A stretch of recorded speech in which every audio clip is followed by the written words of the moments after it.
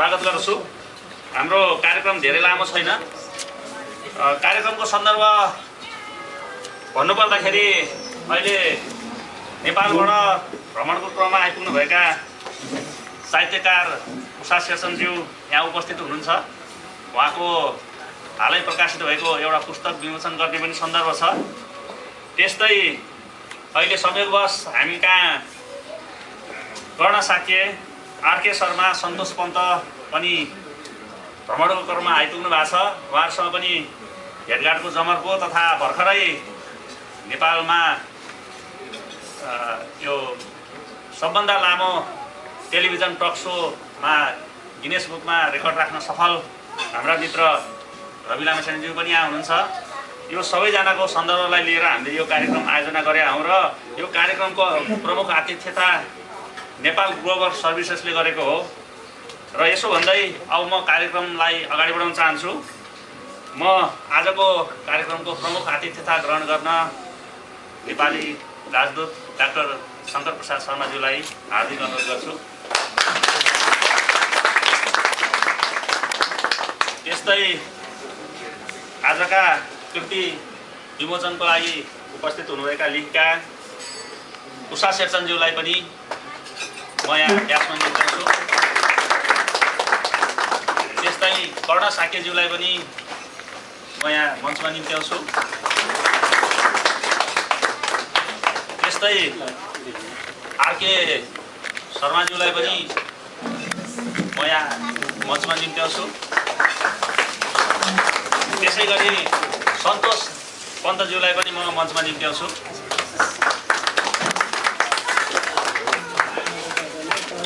अब कार्यक्रमलाई अगाडि बढाउनलाई सर्वप्रथम म स्वागत भाषण गरिदिनु हुन लोकनाथ तिवारीज्यूलाई हार्दिक अनुरोध गर्छु यो कार्यक्रमको सुरुवातमा। अब बोलाइहाल्नुभयो। आजको यस कार्यक्रममा प्रमुख अतिथिज्यू महामहिम शङ्कर प्रसाद शर्मा, हाम्रा आदरणीय दिदी स्रष्टा उषा शेरचनज्यू, उद्योगपति व्यापारी उद्योगपति तथा साहित्यकार आदरणीय कर्ण दाई, आदरणीय सन्तोष पन्त दाई, मेरा मित्र व्यवसायी आरके शर्माज्यू, उपस्थित सम्पूर्ण स्रष्टा वृन्द, आदरणीय मित्रहरू, आज नेपाल ग्लोबल सर्भिसले को आयोजनामा अति सानो समयमा आयोजना गरिएको उषा दिदीको चाहिँ तेस्रो रङ नामक पुस्तकको लोकार्पण तथा अन्य विशिष्ट व्यक्तित्व जो अमेरिकाको भ्रमणमा हुनुहुन्छ उहाँहरूको सम्मानको यो सानो कार्यक्रममा छोटो अवधिमा को समयको चाहिँ तपाईहरुलाई दिएको चाहिँ उसमा पनि उपस्थित भइदिनु भएकोमा म यहाँहरूलाई स्वागत गर्न चाहन्छु। हाम्रो कार्यक्रम पूर्व आयोजना भन्दा आधा घण्टा जति ढिलो भएको हुँदा म धेरै कुरा केही नगरिकनै पुनः सम्पूर्ण उपस्थित जनसमुदायहरू विशेष गरी पत्रकार मित्रहरूलाई स्वागत गर्दै म यहाँबाट बिदा चाहन्छु। धन्यवाद। अगाडिको मेचमा बस्न हार्दिक अनुरोध गर्छु। अब हामी कार्यक्रमको मूल प्रसङ्गतिर जाँदैछौँ। उषा शेरचनद्वारा लिखित हालसालै प्रकाशित कथा सङ्ग्रहको विमोचनको लागि म प्रमुख अतिथि राजदूत डाक्टर शङ्कर प्रसाद शर्माज्यूलाई हार्दिक अनुरोध गर्छु।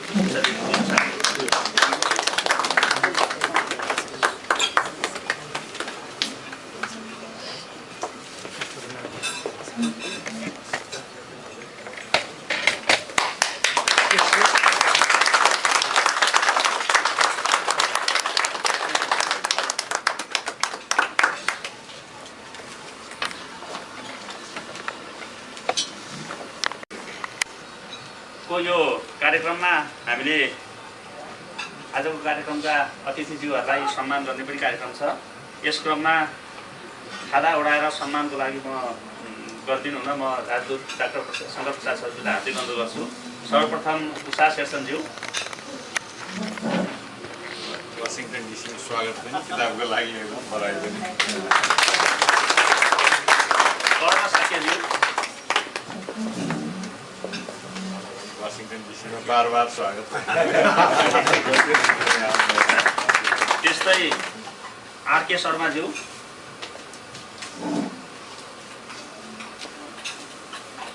धेरै राम्रो काम गरिरहनु भएको छ। सन्तोष पन्तज्यू।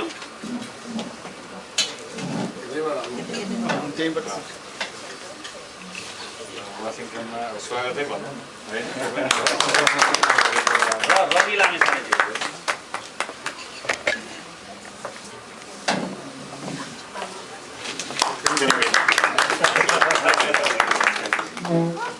र एनजिएसका चेयरम्यान राम खरेलज्यूलाई, हाम्रा प्रमुख अतिथिज्यूलाई खादा उडाएर स्वागत गरिदिनु हुन म अनुरोध गर्छु। मेरो खादा धेरै भइसक्यो। अब हजुरलाई चाहिँ अलिक साधारण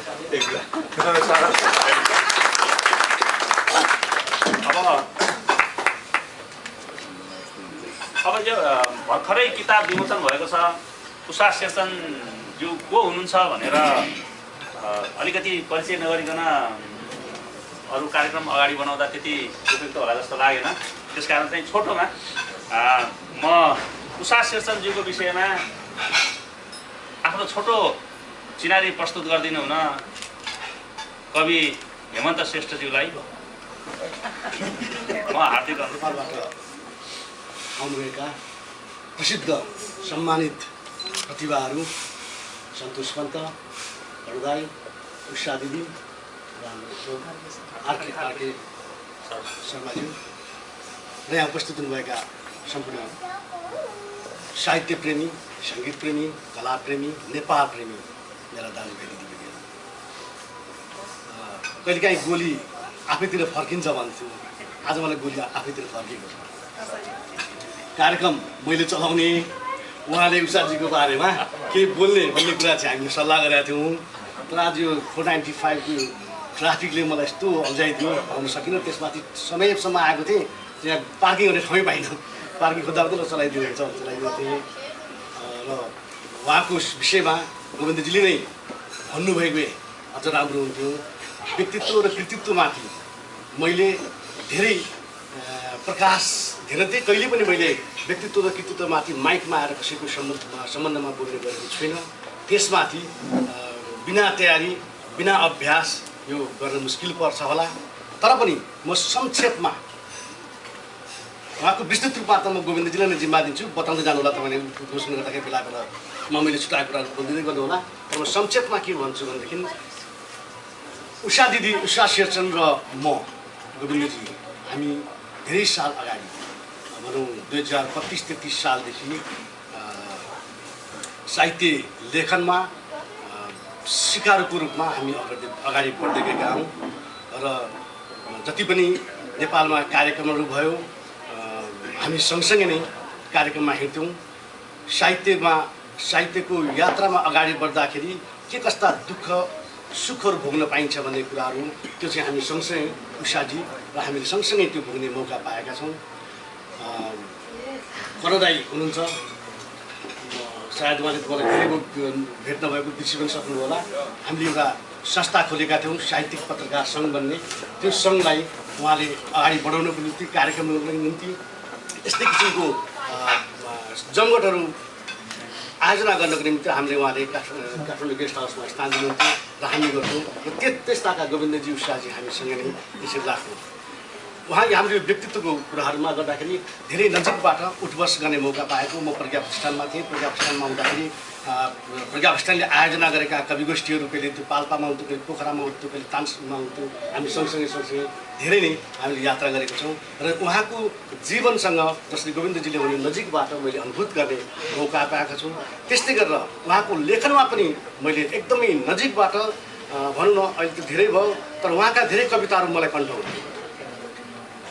उहाँको लेखन कविताहरू असाध्यै राम्रो कविता लेख्नुहुन्छ र कविता लेखनमा भन्दा पनि कविता वाचन शैली उहाँको एकदमै बेजोडको छ। जब उहाँले कविता वाचन गर्नुहुन्छ त्यो शब्दहरू नै विस्फोटित भएको जस्तो हामीलाई महसुस हुन्छ र त्यसरी उहाँले कविता भन्दाखेरि उहाँको कविताहरू हामीले सुन्दा हामीले कण्ठ भइसक्यो। त्यति मजाले त्यति सरल भाषामा लेख्नुहुन्छ र भित्रसम्म छुने किसिमले उहाँले त्यो कवितालाई वाचन गर्नुहुन्छ। कविता लेखेर कवितालाई जीवन्त बनाउनु धेरै कठिन छ। थोरै मानिसहरू मात्रै छन् त्यो कवितालाई चाहिँ नि जीवन्त गरेर प्रस्तुति गर्न सक्नेहरू। कविताहरू एकदमै राम्रो हुन्छ, हामीले पढ्छौँ ओहो यो कस्तो राम्रो कविताहरू भन्छौँ, तर त्यो कविता कविले नै पढ्दाखेरि कस्तो नराम्रो जस्तो लाग्छ। जस्तो मोहन कोइरालाका कविताहरू 100 कविता छन्, तर उहाँले कविता पढ्दाखेरि हेर्नु लाग्छ यही कविता लेख्नुभएको होला उहाँले जस्तो लाग्छ। कविता उहाँले पढ्नै जानुहुन्छ, त्यो राम्रो कवितालाई नै उहाँले बिगारेर पढ्नुहुन्छ आफ्नै कविता। उहाँसँग त्यो शैली छ। कविता वाचन कविले कति राम्रोसँग गर्न सक्छ। थोरै उदाहरणीय व्यक्तिहरूमा उषाजीलाई जसरी राख्नु हो, मलाई लाग्छ नेपालकै कविहरूमा कवितालाई अत्यन्त सुन्दर ढङ्गबाट वाचन गर्ने शैलीका धनीहरूमध्ये एक स्वयं हेमन्त श्रेष्ठ पनि हुनुहुन्छ। उहाँले आफ्नो शैलीमा हामी सबै हेमन्तजीको त्यो शैलीलाई गर्व गर्छौँ। जिन्दगी कहिले काँडा बनेर पाइलै पछि घोचिरहन्छ, जिन्दगी कहिले सुल उठेर सालै पछि दुखिरहन्छ, मर्नु न बाँच्नुको दोसाँधमा अर्थहीन उभिएर हेर्दा जिन्दगी कहिले भुल भएर यात्रै पछि पछाइरहन्छ। यो उषा शेरचनजीको मुक्तक हो।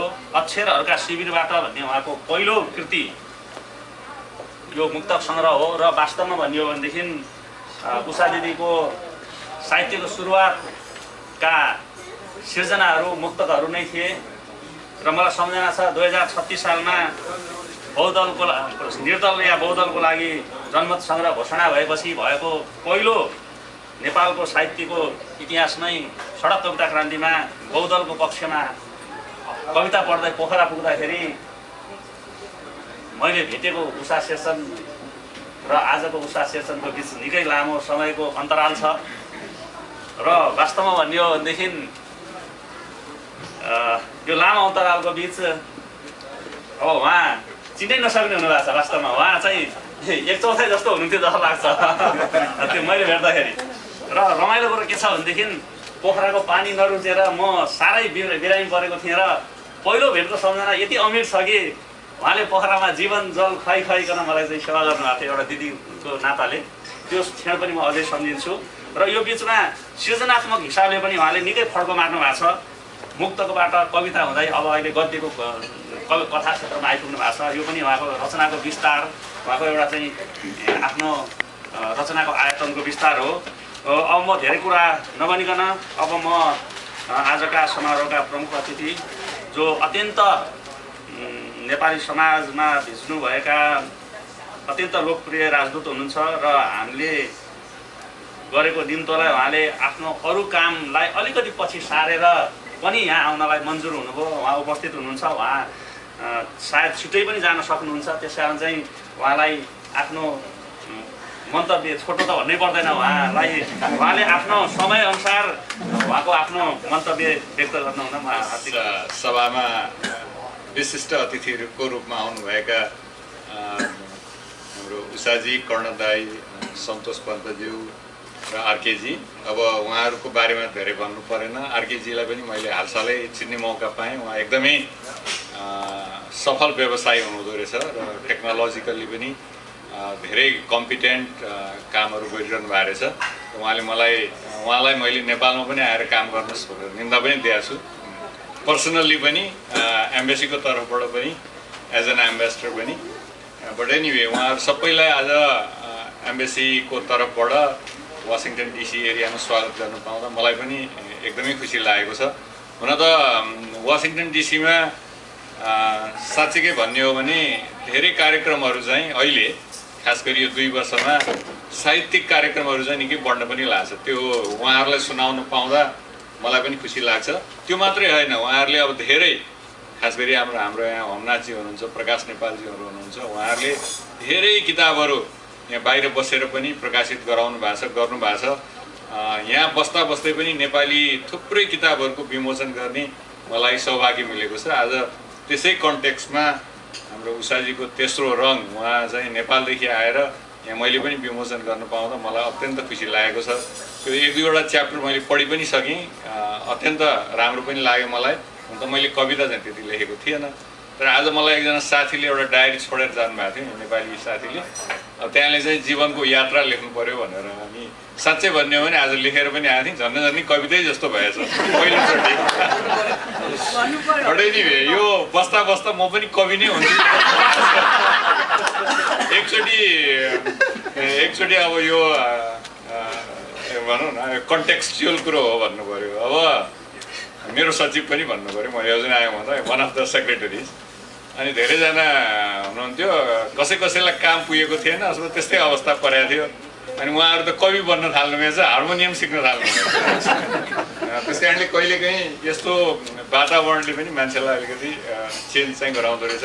बट एनिवे, अब जोक्स असाइड, उहाँहरू यस्तो व्यक्तित्वहरूलाई यहाँ हामीले चाहिँ ल्याएर उहाँहरूसँग इन्टरेक्सन गर्न पाउँदा हामीलाई अत्यन्त खुसी लागेको छ। उहाँहरूको यात्रा सफल होस्, यहाँ नेपालीहरू सबैको शुभकामना रहिरहेको छ। आज यत्रो सर्ट नोटिसमा पनि हाम्रो तिवारीजीले यत्रो एउटा अडियन्सहरू ल्याउन सक्नु भएको छ, विकडेजको दिनमा पनि।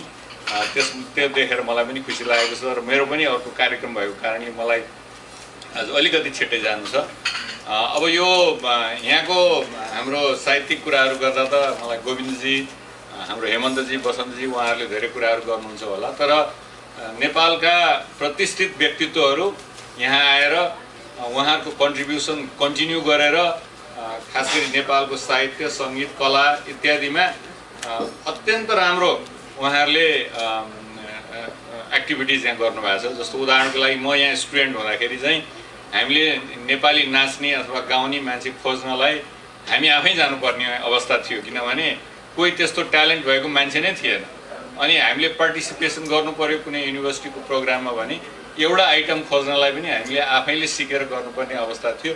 तर आज हाम्रो एकदमै ट्यालेन्टेड यहाँका तपाईँहरूले देख्नुभयो होला, यहाँ हामीले गरेका कार्यक्रमहरूको फोटोहरू क्यापिटल हिल, स्टेट डिपार्टमेन्ट यो क्यापिटल हिलदेखि लिएर भित्र बाहिर सबै पेन्सिल्भेनिया एभेन्यूदेखिका फोटोहरू कान्तिपुरमा, नागरिकमा पनि निस्किरहेछ समय समयमा।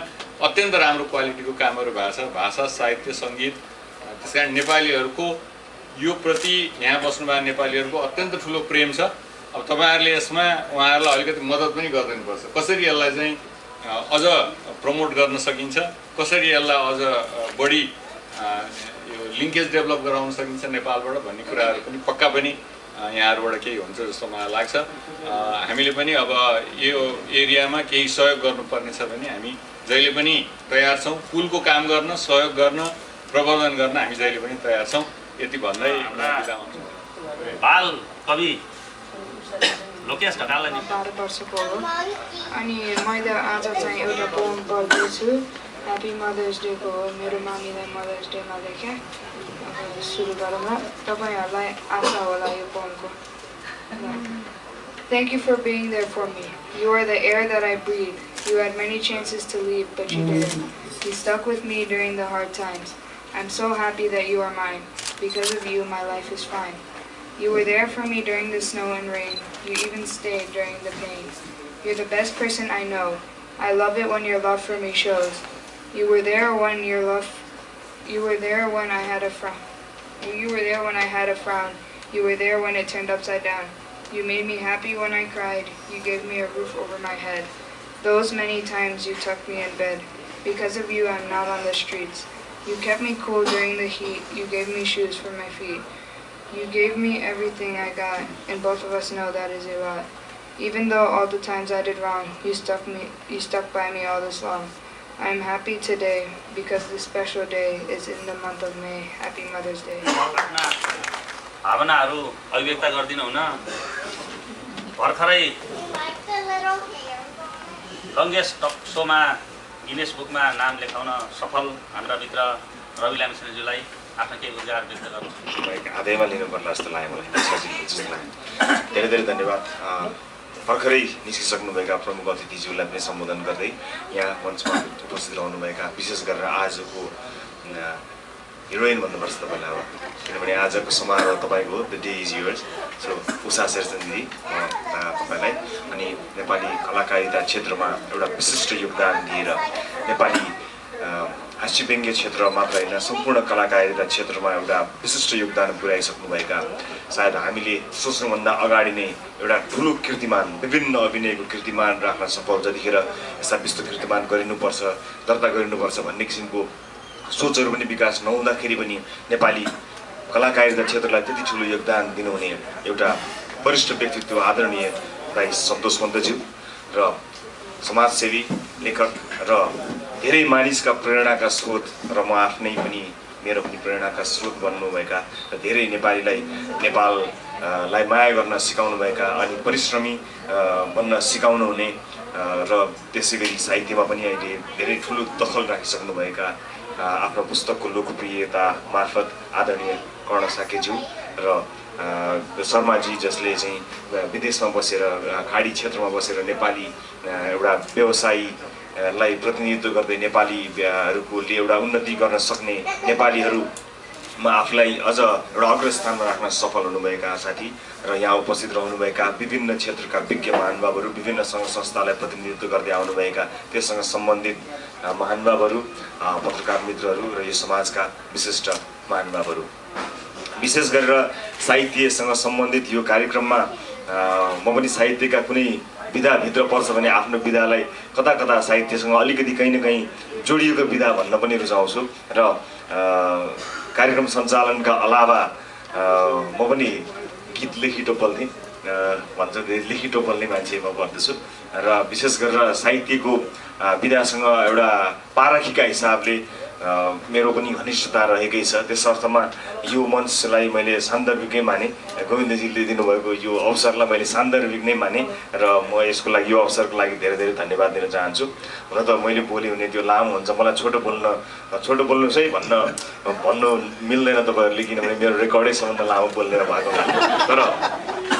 तर मेरो कोसिस चाहिँ यही रहनेछ कि तपाईँहरूलाई छोटोभन्दा छोटो र काम लाग्ने चिजहरू मात्र भनौँ किनभने भन्नका लागि भनिने बोल्नका लागि बोलिने गर्नका लागि गरिने कार्यक्रमहरूबाट हामी सबै वाक्क छौँ त्यस कारणले यस्तो चिज बोलौँ यस्तो चिज गरौँ जसको अर्थ रहोस् केही तारिफहरू पनि मनैबाट गरौँ भन्दिनलाई भनिदिनु भयो उषाजी आउनुभयो किताबहरू पढाए पनि छैन साहित्य पढाए पनि छैन मुक्तक एउटा पनि पढाएको छैन किताब के हो थाहा पनि छैन उहाँलाई ओहो भनेर धेरै तारिफ गरिदिनु भयो भने पनि त्यो पनि झुटो रहन्छ त्यो झुटो तारिफले मानिसको अनुहारमा क्षणिक हाँसो त आउला तर त्यो मनसँग मनको जुन सम्बन्ध रहन्छ त्यो सम्बन्ध कायम नहोला यो साहित्यको क्षेत्रमा उहाँको नाम लोकप्रिय नाम भए तापनि मैले चाहिँ त्यो अवसरबाट वञ्चित हुन पुगेको छु तर म आज यहाँ विमोचन भएको पुस्तक उहाँको पहिलो कृतिका रूपमा पढ्ने बाचा चाहिँ अवश्य पनि गर्नेछु र यदि धेरै स्थापित मानिसहरूले उहाँको साहित्यको क्षमताको बारेमा आफ्नो अभिव्यक्त गरिसकेपछि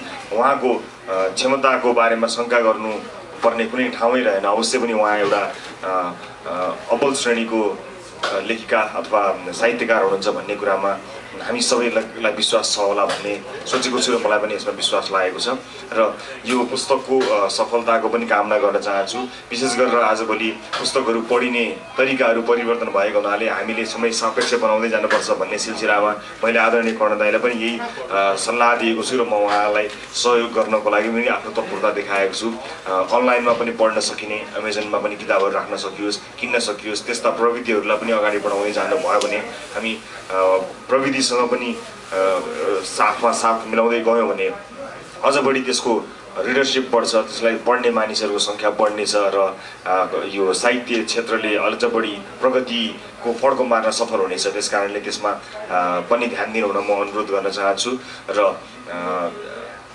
हुन त आज यो कार्यक्रम यस्तो छ भन्ने केही पनि थाहा थिएन। यसै गरी नै यत्तिकै लोकजीसँग भेटघाटको कार्यक्रममा यत्तिकै अनअफिसियल्ली नै आउनु पर्यो। तर पनि यो अवसर ढुङ्गा खोज्दा देउता मिल्यो भने जसै गरी लिएको छु र यो मञ्चमा केही भन्ने अवसर दिनुभएकोमा पनि धेरै धेरै धन्यवाद र पुनः एकपटक यहाँको पुस्तकको पूर्ण सफलताको कामना गर्दै यहाँको साहित्यिक जीवनको सफलताको पनि कामना गर्दै बिदा हुन्छु। सन्चै हुनुहुन्छ कमरेड? आज बिहान मात्रै लेखे हो यो। धेरै दिन भयो तपाईको खबर नपाएको, धेरै दिन भयो तपाईको खबर नपाएको, भेटघाट त भएन नै, कसैको हातमा खबर पनि पठाउनु भएन खै। सन्चै त हुनुहुन्छ कमरेड? जब ढुङ्गा पगाल्ने चर्को घाम लाग्थ्यो, चराचुरुङ्गी अलास तलास पर्थे। जब ढुङ्गा पगाल्ने चर्को घाम लाग्थ्यो, चराचुरुङ्गी अलास तलास पर्थे। एक अम्खोरा पानी माग्नुहुन्थ्यो र एक मुठी सातुले टार्नुहुन्थ्यो छाक। अनि सुत्थ्यौँ पानी बाहिर नजाने झुप्रोमा र गर्थ्यौँ क्रान्तिका कुराहरू र समानताका कुराहरू। अनि सुत्थ्यौँ पानी बाहिर नजाने झुप्रोमा र गर्थ्यौँ क्रान्तिका कुराहरू र समानताका कुराहरू।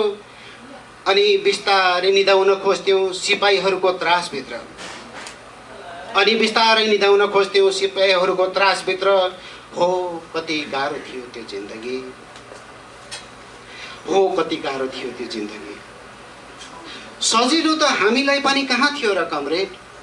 सजिलो त हामीलाई पनि कहाँ थियो र कमरेड? जब तपाईका पदचापहरू हराउँथे जङ्गलतिर। सजिलो त हामीलाई पनि कहाँ थियो र कमरेड? जब तपाईका पदचापहरू हराउँथे जङ्गलतिर। जब हाम्रा यातनाहरू सुरु हुन्थे, तब हाम्रा यातनाहरू सुरु हुन्थे हरिया सिपाहीहरूबाट र ताण्डव नृत्य सुरु हुन्थ्यो। हामी निचोरिन्थ्यौँ, चिरिन्थ्यौँ र छत विच्छेद हुन्थ्यौँ अनि विलीन हुन्थ्यौँ।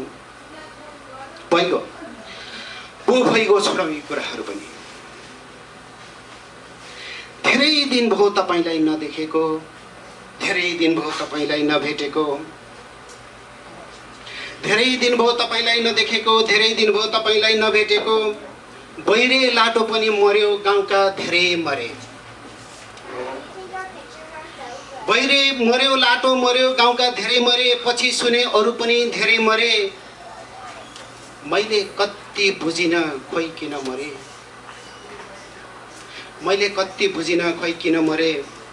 सोध्नु थियो तपाईलाई तिनीहरू किन मरे, सोध्नु थियो तपाईलाई तिनीहरू किन मरे। र सोध्नु थियो मान्छेहरू सालका पातहरू झैँ किन झरे। सोध्नु थियो तपाईलाई तिनीहरू किन मरे, सोध्नु थियो मान्छेहरू सालका पात झैँ किन झरे। खै म त राजनीति नबुझ्ने मान्छे। सोध्नु थियो कमरेड, सोध्नु थियो कमरेडहरू बसाइसराई किन गरे। सोध्नु थियो कमरेडहरू सहरतिर किन झरे। कमरेड तपाईँ गएको पनि धेरै नै भयो, कमरेड तपाईँ गएको पनि धेरै नै भयो। जङ्गलमा बन्दुक पड्किन पनि छोड्यो, स्कुलहरूमा बम लड्किन पनि छोड्यो, ब्यारेकहरूमा मेजर सड्किन पनि छोड्यो। धेरै दिन भयो तपाईलाई नदेखेको, धेरै दिन भयो तपाईलाई नभेटेको, धेरै दिन भयो तपाईलाई नदेखेको, धेरै दिन भयो तपाईलाई नभेटेको। तिर्खा लागे आउनु होला, हाम्रो धारा त उही हो। भोक लागे आउनु होला, हाम्रो खाना त सातो नै हो। थकाइ लागे आउनु होला, हाम्रो त महल झुपडी नै हो। धेरै कुरा सोध्नु छ, धेरै कुरा सोध्नु छ, कसै गरी नै आउनु होला। मलाई एउटा सानो जवाब चाहिएको छ कमरेड, कसै गरी नै आउनु होला। धन्यवाद। तिमी नदी किनारका बस्तीहरू भयभीत भएको कुरा गर्छौ। बाढी आउला कि भनेर 2 महिनाका लागि मुटु कमाउँदै तर्सन्छौ। असारसँग 2 महिनाका लागि मुटु कमाउँदै तर्सन्छौ। तर 10 महिनाको प्राकृतिक सुन्दरता र स्वच्छन्दताको हरियाली श्रेष्ठताको कमसेकम उपभोग त गर्न पाएका छौँ। त्यही बाढीका पानीले नयाँ सिर्जना त गर्न पाएका छौँ, किनभने त्यो मनसुनको वर्षा हो, धरतीको ऊर्जा हो, ईश्वरको वरदान हो। मन रोमाञ्चित भएर उठ्दो हो, धरतीको माटो मगमगाउँदो हो, सिस्नुको मुना पलाउने आशामा मन त्यसै पुलकित हुँदो हो। अनि परको क्षितिजमा पनि उज्यालो देखिँदो हो। तर हामी सहरका बस्तीहरूमा सधैँ बर्खा लागेको छ। काला बादलहरू आकाशमा होइन, आँखामा सधैँ मडारिरहन्छन्। 12 महिना 12 काल अनि लगातार आँखाबाट वर्षेका पानीले सहर भिजाइरहन्छ, हेल बगिरहन्छ, विनाशको लीला देखाइरहन्छ। बस्तीहरू डुबानमा छन्, हामी कोलाहल र सन्तासमा छौँ। भविष्यको असुरक्षित यात्रामा छौँ।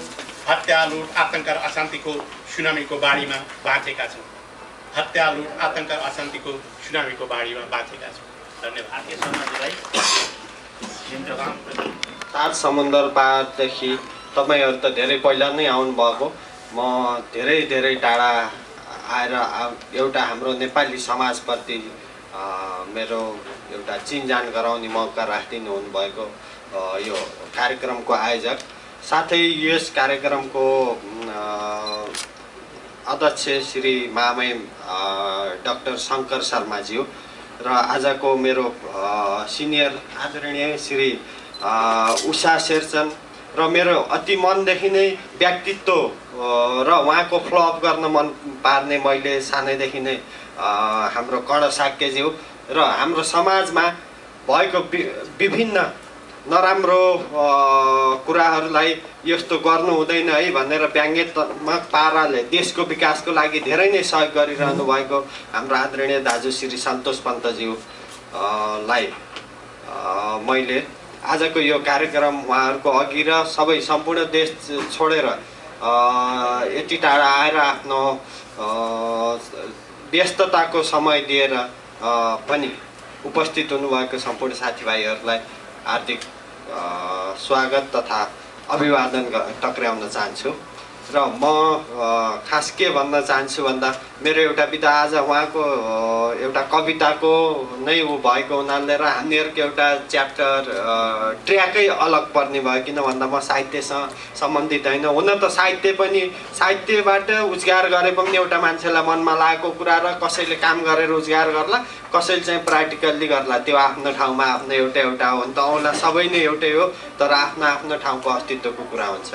र म के भन्न चाहन्छु भन्दा आज यत्रो विकसित देशहरूमा तपाईँ साथीभाइहरू आएर एउटा इस्टाब्लिस भएर बस्नुभएको छ र नेपालको स्थिति दिन प्रतिदिन बिग्रिँदै जाँदा पनि तपाईहरू यहाँ भएको एउटा साथीभाइको पत्रिका तथा जनचेतनाबाट हाम्रो नेपालको अहिले भइरहेको यो स्थितिलाई सुधार गर्नलाई के पहल गर्नुपर्छ र मेरो एउटा आफ्नो व्यक्तिगत हिसाबमा मैले देखेको नेपालको विकास हुनु भनेको सबभन्दा पहिला आर्थिक विकास नै होला।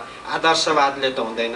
त्यसो गर्दा आर्थिक विकासको लागि बेरोजगारीको सङ्ख्या कसरी घटाउने र बेरोजगारी मा पनि एउटा मैले देखेको लुछा तान्ने के भन्दा कसैले उद्योग धन्दा चलायो त्यो शोषक, काम गर्ने त्यो शोषित कसरी हुन्छ। यदि अमेरिकामा पनि म हिजो न्युयोर्कमा टाइम स्क्वायरमा गएको थिएँ, मान्छे यति व्यस्त छ त्यहाँ डक्टर इन्जिनियर उनीहरूले 10 घन्टा ड्युटी मरिमरि गर्छ।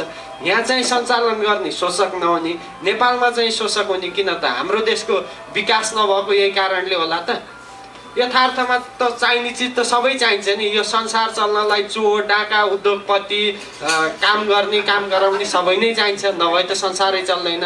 र अर्को कुरा तपाईँले चाहिँ तरकारी त पकाउनु भयो, त्यसमा चाहिँ खुर्सानी नहालेर तरकारीको स्वाद त हुँदैन, मसला पनि चाहिन्छ। अझै तपाईँले सबै कुरा ल वर्करै मात्रै हो, सबै श्रमिक हो। एउटा श्रमिक माथिल्लो तहमा चाहिँ जिम्मेवारी धेरै ल्याएर टेन्सन ल्याएर गर्ने त्यो सञ्चालक भयो र तल्लो तहबाट चाहिँ इँटाको रूपमा चाहिँ बिट गर्ने एउटा वर्कर भयो।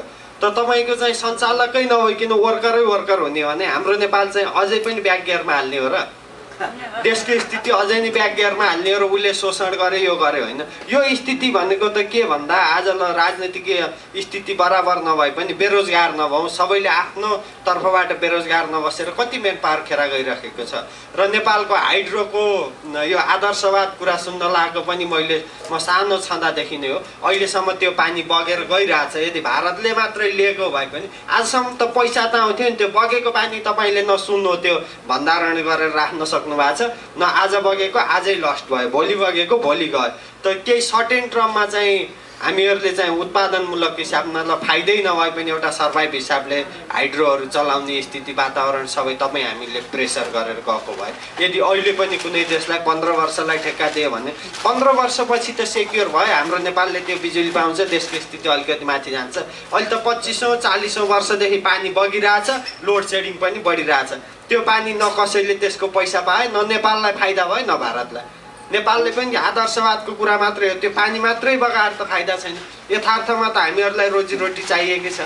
पेट्रोल पनि हामीले किन्नै पर्छ, हाम्रो उत्पादन छैन भने। दबाई पनि हामीले किन्नु नै पर्छ, त्यो किन्नलाई त पैसा चाहियो। हामीले पानी दिँदैनौँ, केही पनि दिँदैनौँ भनेर दुख बिमार लाएर चाहिँ तपाईँको दुर्गममा बिमारी भएको मान्छे एम्बुलेन्स पनि चढ्न नपाउने, मोटर बाटो नभएर मर्नु राम्रो कि चाहिँ यथार्थमा चाहिँ हामीहरू अलिकति कम्प्रोमाइज गरेर अहिलेको स्थितिलाई माथि पुर्याउनु राम्रो। त्यो किन भन्दा मैले तपाईँहरूको अघि कसरी राखेको भन्दा हामीहरू एउटा जनचेतना कस्तो भइदियो भन्दा म 10-11 वर्ष पहिला कतारमा आउँदा कतारमा हामीहरू चाहिँ गाडी लिएर हिँड्ने, कुनै चाहिँ मिटिङमा जाँदा नेपालीहरूलाई पनि इङ्ग्लिस बोल्न आउँछ र भन्ने क्वेसन राख्थे कतारमा। किन भन्दा उनीहरूले नेपालीहरू के हो भन्ने कुरो थाहै थिएन। त्यहाँ चाहिँ लेबर मात्र हुन्छ नेपालमा, अनि चाहिँ एकदम गाह्रो काम मात्र गर्न आउँछ भन्ने चेतना थियो। अहिले हामीहरूले बिस्तारै सङ्घर्ष गर्दै जाँदा फेरि गल्फमा पनि त्यहाँको बस्ने लोकलहरूले चाहिँ हो नेपालमा पनि क्यापेबल मान्छेहरू रहेछ, काम गर्न सक्ने रहेछ भनेर अलिकति वातावरण सिर्जना गर्न सकेका छौँ भने। अब तपाईँहरू एउटा अमेरिका जस्तो अति विकसित मुलुकमा बस्ने साथीभाइहरूले जनचेतना मार्फत तपाईँले 10 जनालाई बनाउनु भयो, मैले 10, अरूले 10 गरेर 100 जनाले गर्दा फेरि त 1000 जनालाई हुन्छ। यो एउटा चाहिँ अभियान लिएर जानुभयो भने नेपालको आजको अहिलेको एकदम काली लाग्दो स्थिति सायद सुध्रिन सक्थ्यो कि। किन भन्दा त हामी त यो दोधारमा छौँ, यता गयो भने खस्छ, यता आयो भने बच्ने हो। यो स्थितिमा त अलिकति पनि मिसगाइड भयो भने त हामीहरू अझै पनि नराम्रो स्थितिमा जाने स्थिति छ नेपालको। म यो 2 शब्द राख्दै मेरो कुरा यहीँ टुङ्ग्याउन चाहन्छु। कल्पना गरेको बेला आँखामा सुन्दर सपना आइदिन्छ। मैले मिठो कल्पना गरेको बेला आँखामा सुन्दर सपना आइदिन्छ। जति चाहे पनि विपनाको बेला मेरो सुन्दर सपना भागी भागी हिँड्छ। यही कारण हो म सधैँ मिठो सपना नदेख्नु भन्छु, किनकि मेरो मिठो सपना सधैँ विपना भएको मात्र देख्न चाहन्छु। प्रकाशजीले आजै लेख्नुभयो कविता सुनाउनु हो। जब म 94 मा यहाँ आएँ, मैले 96 मा लेखेको कविता हो, यो धेरै पुरानो, र यो अहिले पनि सान्दर्भिक लाग्छ र मिठो लाग्छ मलाई। त्यो म सुनाउने अनुमति चाहन्छु। र मेरो कविताको शीर्षक हो क्रम जो निरन्तर चलिरहेछ। क्रम जो निरन्तर चलिरहेछ, वर्षौं वर्ष चलिरहेछ, हिसाब गर्छ, जोड्छ, घटाउँछ, उसको सोचाइमा अझ उसको गणित मिल्दैन। क्रम जो निरन्तर चलिरहेछ, वर्षौं वर्ष चलिरहेछ, हिसाब गर्छ, जोड्छ अनि घटाउँछ, उसको सोचाइमा अझ उसको गणित मिल्दैन। सधैँ जसो परिवारको सम्झनामा आँसु पुस्दै मन भाँच्छ, जे पर्ला पर्ला फर्कन्छु भन्छ, फेरि हिसाब गर्छ, जोड्छ, घटाउँछ, तर पनि उसको हिसाबको बचतमा केही पनि थप भेट्दैन। अनि ऊ खसक्क खस्किन्छ, थचक्क थच्किन्छ, नियासिन्छ। अनि ऊ लामो यात्रापछि थकित भएर चकित बनेर आज ऊ यस ठाउँमा छ। क्रम जो निरन्तर चलिरहेछ, वर्षौं वर्ष चलिरहेछ, हिसाब गर्छ, जोड्छ अनि घटाउँछ, उसको सोचाइमा अझ उसको गणित मिल्दैन।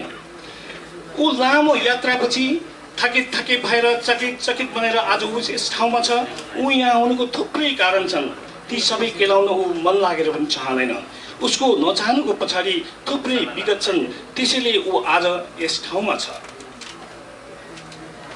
उसको यहाँ आउनुसँगै पुरा परिवर्तन भएको छ। जो उस ठाउँमा छ उसको यहाँ आउनुसँगै पुरा परिवर्तन भएको छ। स्थिति अनि परिवेश पुरा परिवर्तन भएको छ। चाहेर नचाहेर रहरले बाध्यताले पुरा परिवर्तनसहित ऊ आज यस ठाउँमा छ। ऊ डाँडा काँडा खोल्सी गोठको सट्टा भर्जिनिया र डिसी ट्रेनबाट गर्छ।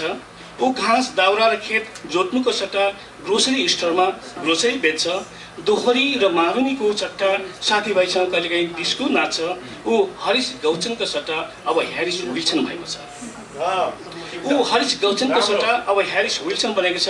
परिवर्तन उसको कुनै रहर होइन, परिवर्तन उसको कुनै रहर होइन, यस ठाउँमा हुनुको बाध्यता हो। त्यसैले ऊ आज स्वदेशीबाट विदेशी र नागरिकबाट शरणार्थी बनेको छ।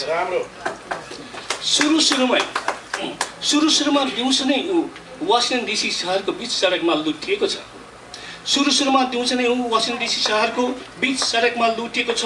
आफ्नो सोझोपन र विश्वाससँगै कैयौँ पटक सबैबाट ठगिएको छ।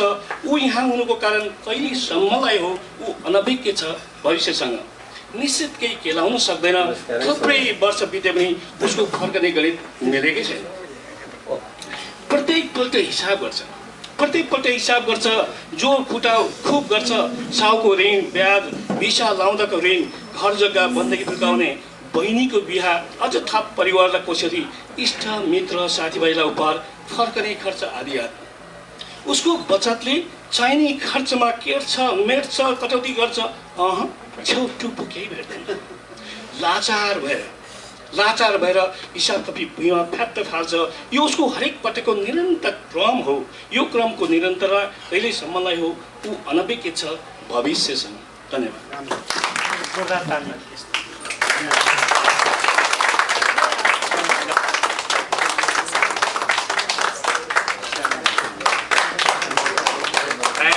I would like to speak few words about your campaign in Nepal. Thank you. Good evening, friends of Nepal, and greetings to all the distinguished guests here on the stage. I feel it's an honor and privilege to serve people of Nepal. Why? Because people of Nepal are equally poor like people of India.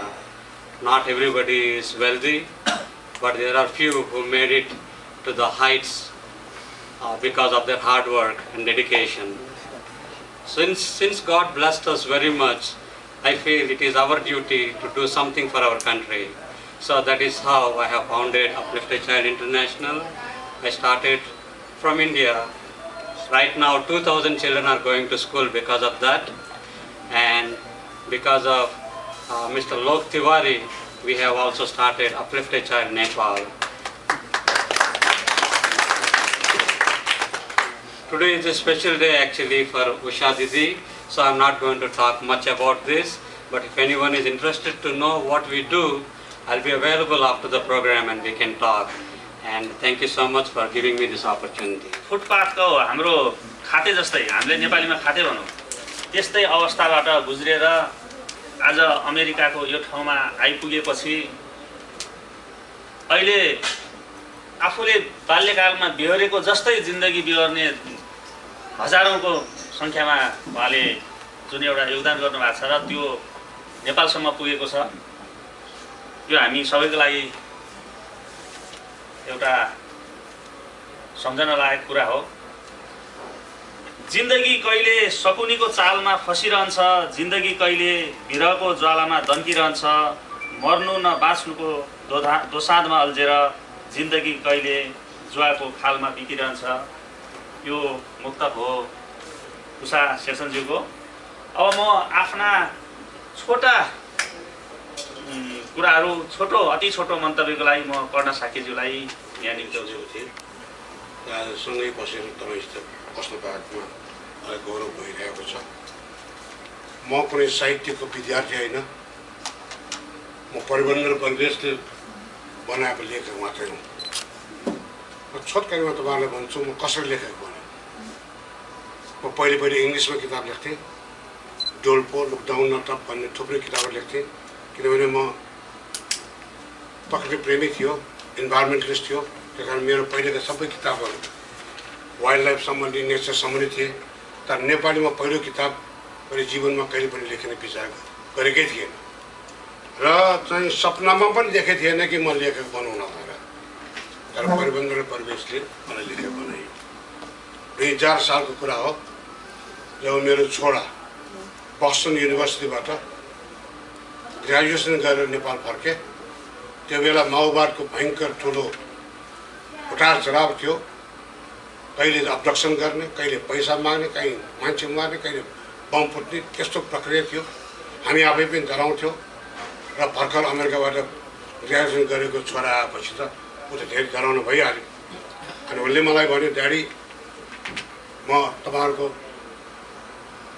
For information हामी industrialist also, म hotel चलाउँछु काठमाडौँमा। मेरो छोराले त्यहाँ आएर मलाई के भन्यो, ड्याडी यो देशमा हामी बाँच्न सकिन्छ र त्यस कारण हाम्रो यहाँको होटल बेचेर अमेरिकामा मोटेल र होटल किन्न जाउँ भनेर भन्यो। मेरो दुईवटा छोरा छ। दुईटै छोरालाई भोलि ब्रेकफास्ट मिटिङमा बोलाएँ। मैले उनीहरूलाई भने म यहीँ जन्मियो, यहीँ हुर्केँ र मर्ने ठाउँ पनि यही हो। 55 वर्ष भयो त्यो बेला, म 58 वर्ष भयो त्यो बेला। मैले उनीहरूलाई के भन्यो, तिमीहरूलाई अमेरिका गएर होटल बनाउनु हो भने होटल बेच्नु पर्दैन। मसित अलिअलि सुन चाँदी छ, अलिअलि जग्गा बेचेर म तिमीहरूलाई होटल बनाउनुको निम्ति त्यहाँ पठाउन सक्छु। अनि उसले सोध्यो, ड्याडी के गर्ने? म त यहीँ मर्ने हो, यहीँ बाँच्ने हो। अनि यहाँ बस्न सकिन्छ त भनेपछि अनि उनीहरूलाई के 58 वर्षपछि म चाहिँ मेरो संस्कार, मेरो संस्कृति र मेरो जग र मेरो जरा काटेर विदेशमा कसले जाने, कसले बस्दैन त्यहाँ? कि त्यहाँ पेट्रोल पम्पमा पेट्रोल राख्न जाने? कि म त्यहाँ 58 वर्षको समयमा म चाहिँ डिपार्टमेन्ट स्टोरमा प्याकेज विदेश बेच्न जाने? मेरो यहाँ पहिचान छ, मेरो संस्कार छ। मर्नु त एक दिन मर्नु नै छ। म यो समयमा मेरो जरा काटेर विदेशमा कसले बाँच्न सक्छ?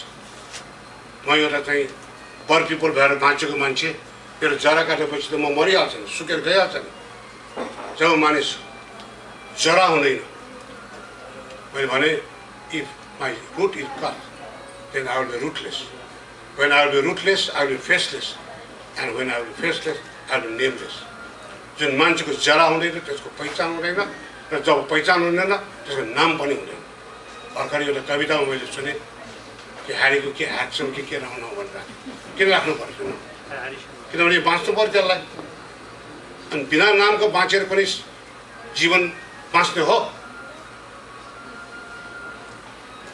अनि 2000 सालमा अनि गर्ने के त? अनि पछि छोराहरू पनि एउटा संवेदनशील बाउको छोरा पनि संवेदनशील हुँदो रहेछ।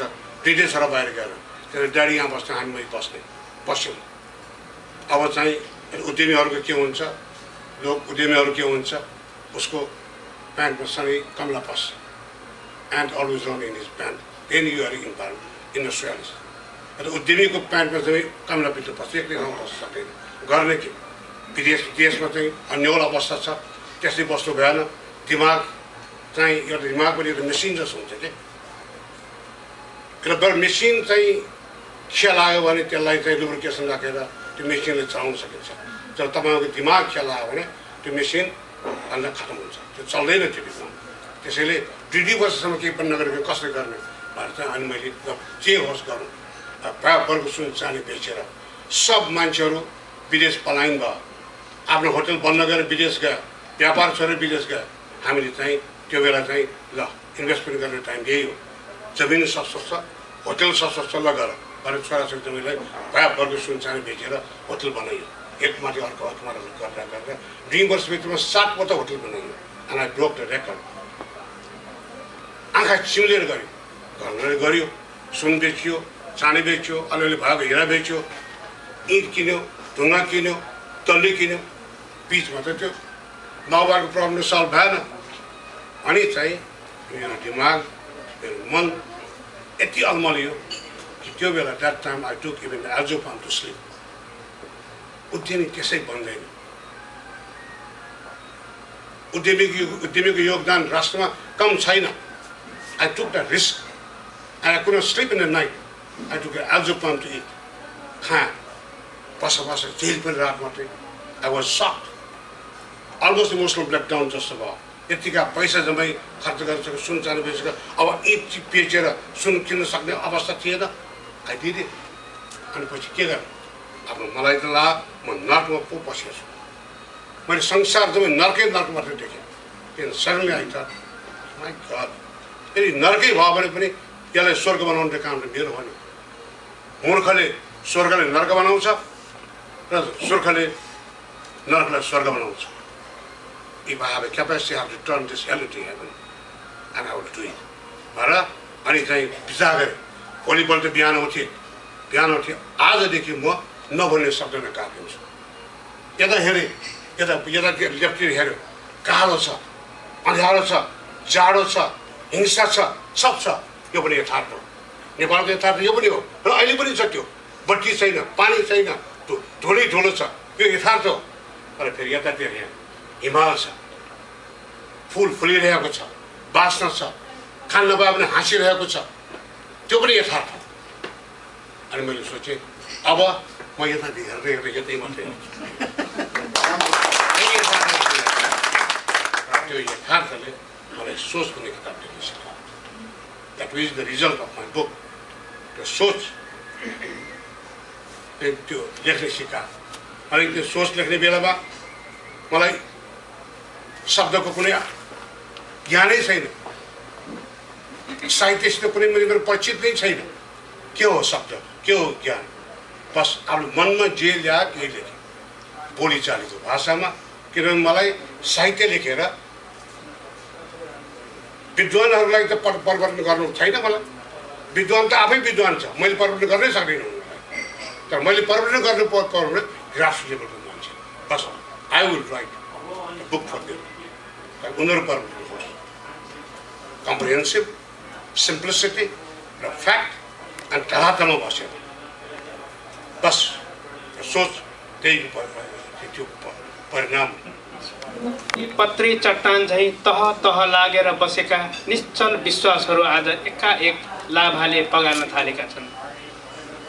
युगौँ युगदेखि पत्री चट्टान झैँ तह तह लागेर बसेका निश्चल विश्वासहरू आज एकाएक लाभाले पगार्न थालेका छन्। युगौँ युगौँसम्म अचल र अटल रहेका विश्वासका अग्ला हिमालहरू आज अचानक तातो मौसमले बग्न थालेका छन्। मेरो मन आत्तिएको छ, मेरो मन आत्तिएको छ, आँखाहरू सजल भएका छन्, हृदयको गति तीव्र छ, पाइला अस्थिर र अनिश्चित छन्। म अस्थिर हुँदैछु, तर कारण खोज्दैछु लाभाको अनि मौसमको। के कारणले फुट्यो ज्वालामुखी, के कारणले तात्यो मौसम? कारण जे भए पनि नहुने भइरहेको छ। विश्वासको जग नै हल्लिएपछि, विश्वासको आधार नै हराएपछि, विश्वासको उदाहरण नै पग्लिएपछि कहिल्यै नमिटिने गरी म तपाईँ तिमीहरूको अस्तित्वमा आँच आउनेछ, सम्बन्धमा चिरा पर्नेछ, हेराइमा धमिरा लाग्नेछ, मानवतावाद र भ्रातृत्वमा खोट लाग्नेछ। अनि हामी एक्लै एक्लै निर्जन जङ्गलमा पशु झैँ आफ्नो भाषा आफैले मात्र बुझ्ने गरी काट्नु पर्नेछ दिनहरू, निरस निरस अनि विकराल रातहरू। तर्सिनु पर्नेछ आफन्तहरूसँग, तर्सिनु पर्नेछ आफन्तहरूसँग। आफ्नै स्वरहरूमा वरपर बस्नेहरू परपर हुनेछन्। वर्तमानमा अगाडिकालाई भेट्ने या पछाडिकालाई कुर्ने प्रथा हराएर ती दुवै थरी भन्दा बेग्लै अनि एक्लै बाटो रोज्नु पर्ने हुन्छ विश्वासको अभावमा। तर नहुनु भइरहेको छ, हामी त्यतै उन्मुख भइरहेका छौँ। अविश्वासको खाडल खन्दै विश्वासको खाडल पुर्दैछौँ अनि त्यही विश्वासको खाडलको पिँधमा हामी बास बस्न खोज्दैछौँ। त्यसैले भन्नुहोस् तपाईँ नै, विश्वासको खाडल पुरिनु, विश्वासको चट्टान पग्लिनु, विश्वासको हिमाल पग्लाउनु के सुखद समाचार हो? धन्यवाद। अनुरोध गर्छु। सागरको लहरमा हेलिएको मान्छे म हो त हामी अनन्त महासागरमा हेलिएका छौँ, हो त हामी अनन्त महासागरमा हेलिएका छौँ। उकाली ओह्रालीको लहरमा मौलिकता आफ्नो गुमाएका छौँ, उकाली ओह्रालीको लहरमा मौलिकता आफ्नो गुमाएका छौँ। इमिग्रेन्टको बस्तीमा हराउनुको वेदना पीडा बोकेका छौँ। डायस्पोराको अलङ्कारिक शब्दमा गुमनाम शब्द भएका छौँ, डायस्पोराको अलङ्कारिक शब्दमा गुमनाम शब्द भएका छौँ। मेची महाकालीको गडगडाट नै बिर्सिसके भन्दा पनि हुन्छ। मेची महाकालीको गडगडाट नै बिर्सिसके भन्दा पनि हुन्छ। कर्णाली र गण्डकीको गुन्जन नै सम्झन छोडेको भन्दा हुन्छ। देशको गोरेटो र डोरेटोको डोब मात्र बाँकी छ आफूसँग। देशको गोरेटो र डोरेटोको डोब मात्र बाँकी छ आफूसँग। के हो अस्तित्व मेरो दोधारे जीवनमा यसै अल्मलिएका छौँ।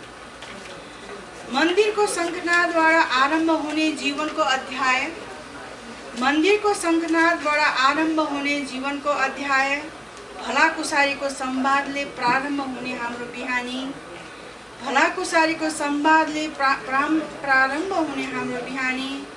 जीवन चक्रव्यूहमा, जीवनको चक्रव्यूहमा समयको नाप तौलमा प्रभावित भएको छ जिन्दगी। भागदौडको रफ्तारमा छुट्टिएको अनुभव हुँदैछ जिन्दगी। बिर्सौँ कसरी आफ्नो मातृभूमि जन्मभूमिलाई, बिर्सौँ कसरी आफ्नो मातृभूमि जन्मभूमिलाई। यो संवाद पनि नेताको बोली झैँ बनावटी लाग्छ।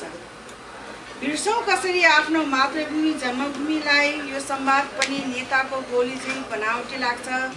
तन मन त देशकै छारीमा नै छ हाम्रो भन्नुपर्दा, तन मन धन त देशकै छारीमा नै छ हाम्रो भन्नुपर्दा। आडम्बरी लघुता भासले गर्लम्मै छोटे झैँ लाग्छ।